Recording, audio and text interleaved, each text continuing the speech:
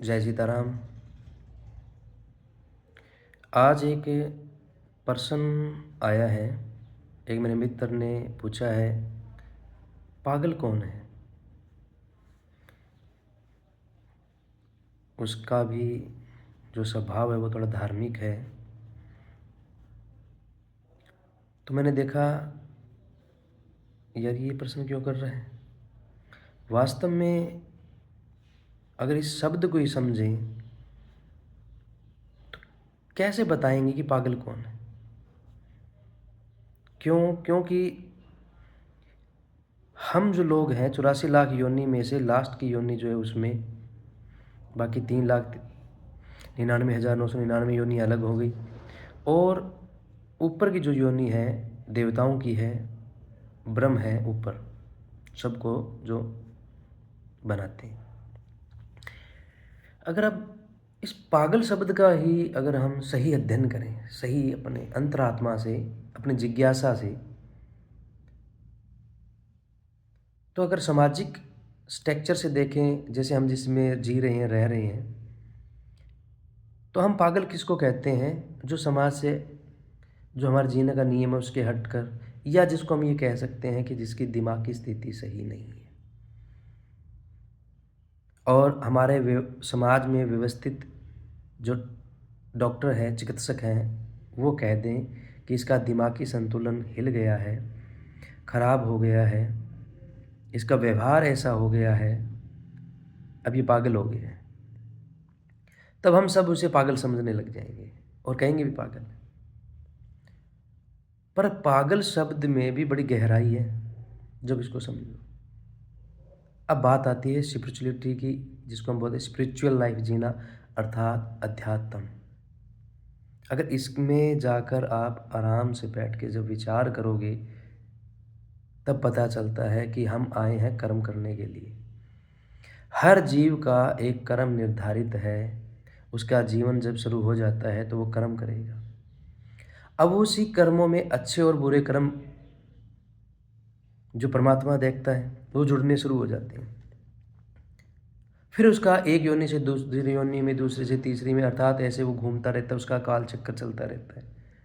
आत्मा एक बार एक जीवन में, फिर उसी ऐसे करके मतलब उसका जीवन कर्मों से बंधा रहता है।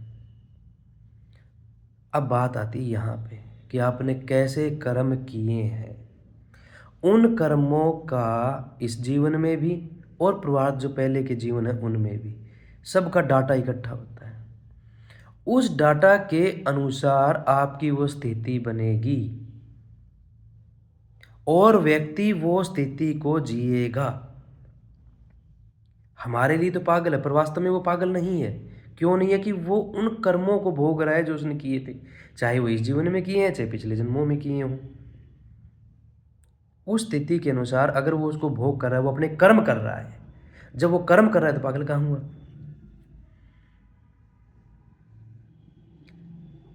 दूसरी स्थिति में देख लीजिए, हम लोग भी तो पागल हुए ना। फिर कैसे?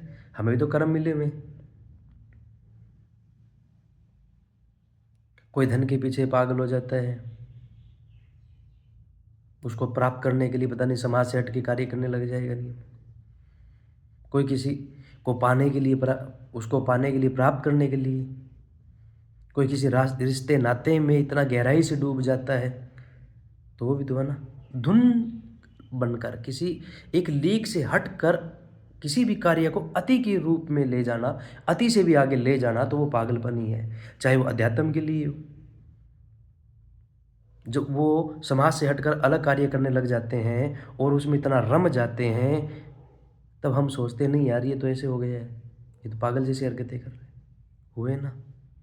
मानसिक स्थिति सही होते हुए भी किसी भी चीज़ को प्राप्त करने के लिए जो किया गया कर्म, जो एक अति शब्द होता है, वो बहुत हो गया, अति हो गई भी इस चीज़ की, तो समझ में आया? उस पॉइंट से आगे निकल जाना जो स्थिति होगी वो भी तो पागल ही है ना। फिर अगर ऐसे देखें तो हम भी तो सब पागल हुए।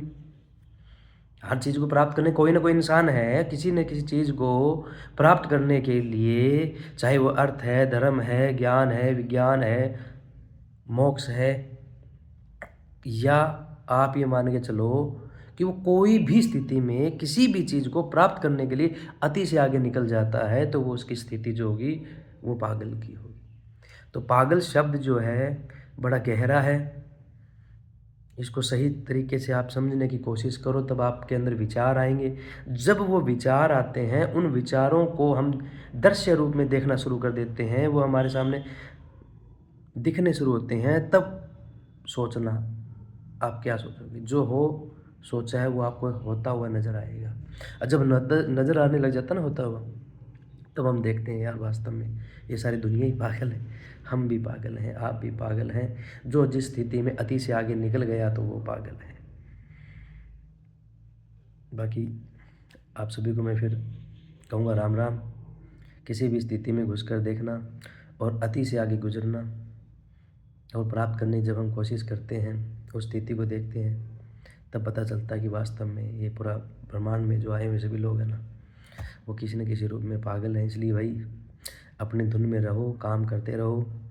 कर्म हमें मिला है और कर्म के साथ साथ भक्ति है ईश्वर को प्राप्त करने की, क्योंकि कर्म तो सभी करते हैं, सभी योनियों में जो जीव हैं, हमें भी करना है। तो आगे निकलना है, करते रहिए, अपने कार्यों में मगन रहें और भक्ति योग जो है आपका बन रहा है तो वो करें, अवश्य करें। चाहे वो पूरे 12 घंटों में ही क्यों ना, 24 घंटों में तो 8 घंटे सोने में करने, कार्य करने 5-10 मिनट लगाया करो भाई।